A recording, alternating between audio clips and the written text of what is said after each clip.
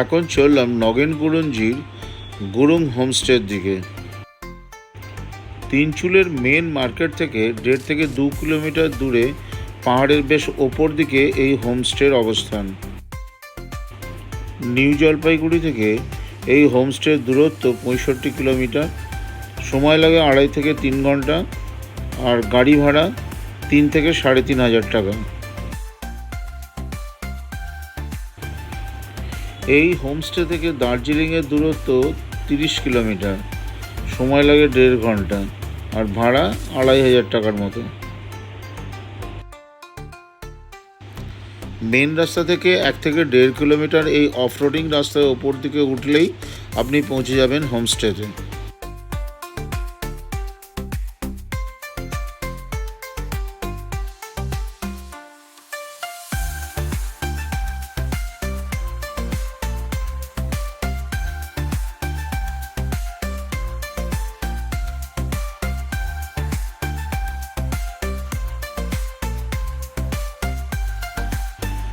হোমস্টের সামনে গাড়ি পার্কিংয়ের যথেষ্ট ব্যবস্থা আছে।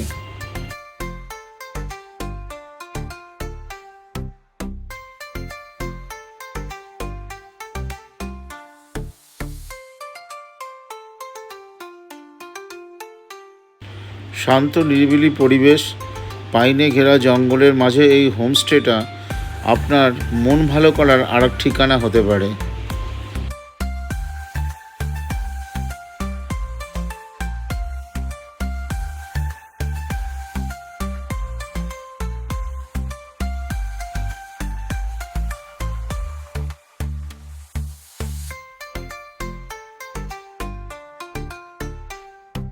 কংক্রিটের জঙ্গলের একঘেয়েমি কাটাতে এই সবুজের জঙ্গলে অনায়াসে 2 দিন কাটিয়ে দিতে পারেন।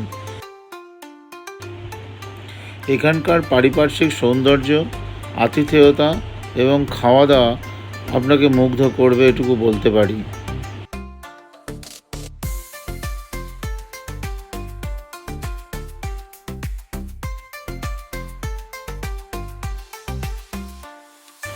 পরিষ্কার আবহাওয়া এখান থেকে কাঞ্চনজঙ্ঘা খুব ভালো দেখা যায়।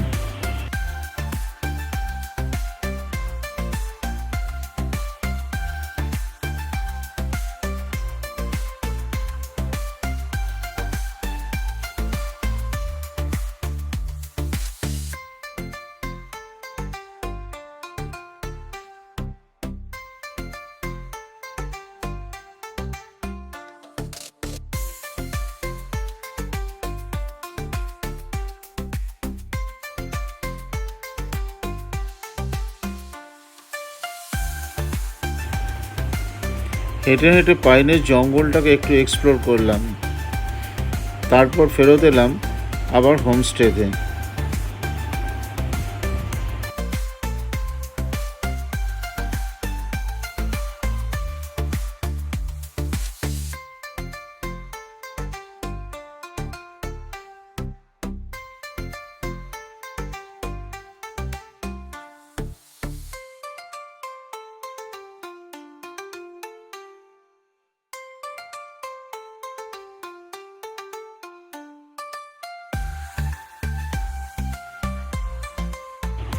এনাদের হোমস্টের সামনের বাগানটিও খুব সুন্দর ছিল।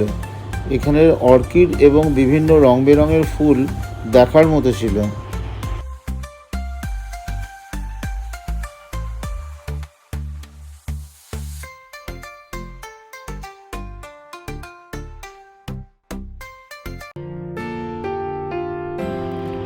রিসেপশনে চেকিং ফর্মালিটি সেরে ফেললাম, আর এখানে যে সিঁড়িটি দেখতে পাচ্ছেন এর ওপরেই থাকেন এখানকার ওনাররা।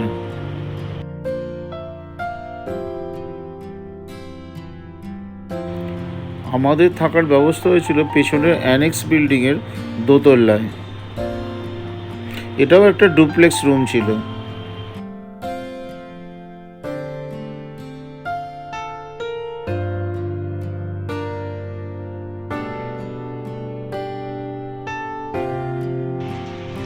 ঢোকার পর প্রথমেই ছিল সিটিং এরিয়া।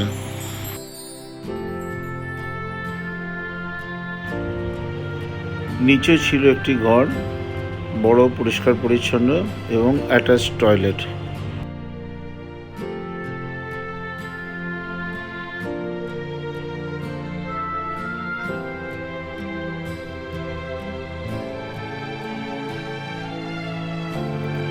এবার চললাম সিঁড়ি দিয়ে ওপরের ঘরে।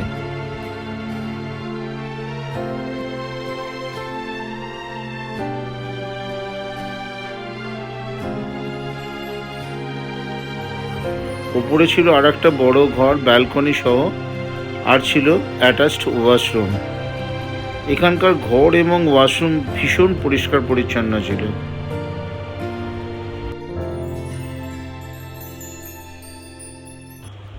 পিছন দিকে দেখা যাচ্ছিল ঘন পাইনের জঙ্গল।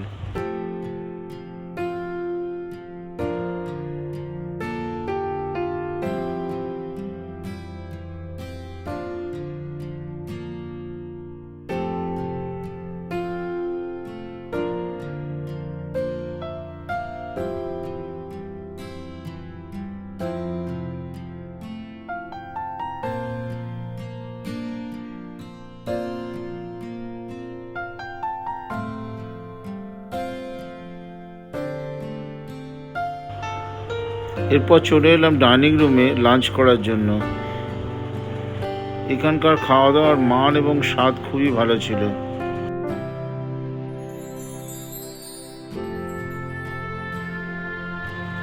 হঠাৎ দেখলাম পাইনের জঙ্গলে মেঘ কুয়াশারা নেমে আসছে দলে দলে। সঙ্গে ছিল দু এক ফোঁটা বৃষ্টি। জানলার দিকে একদৃষ্টে তাকিয়ে থাকলাম আর দেখতে থাকলাম মেঘ কুয়াশার খেলা।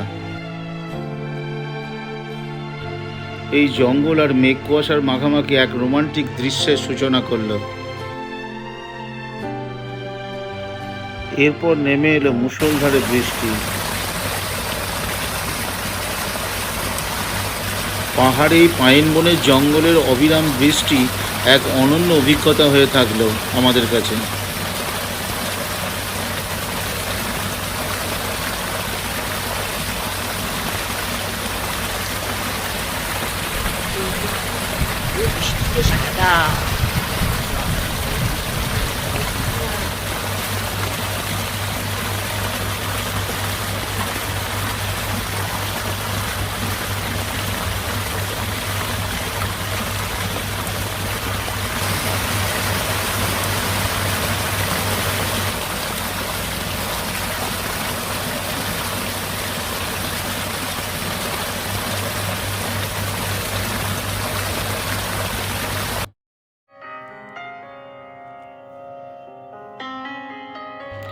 পরদিন সকালে ঘুম থেকে উঠে দেখলাম আকাশের মুখ ভার।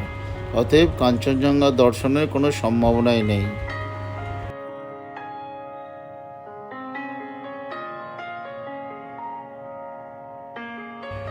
এরপর চটপট ব্রেকফাস্ট সেরে বেরিয়ে পড়লাম সাইট সিইং এর উদ্দেশ্যে।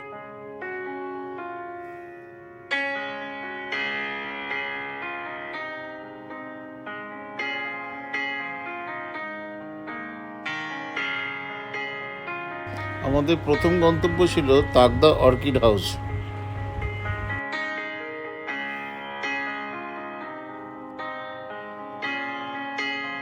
বিভিন্ন প্রজাতির অর্কিড দেখে চলে এলাম দ্বিতীয় গন্তব্য, লাভার্স পয়েন্ট।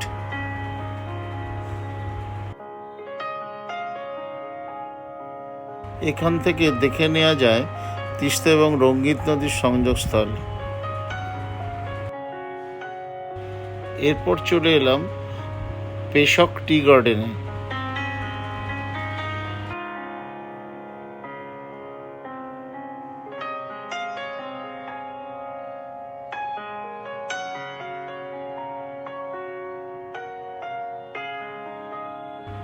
তারপর এলাম লামাহাটা ইকো পার্ক।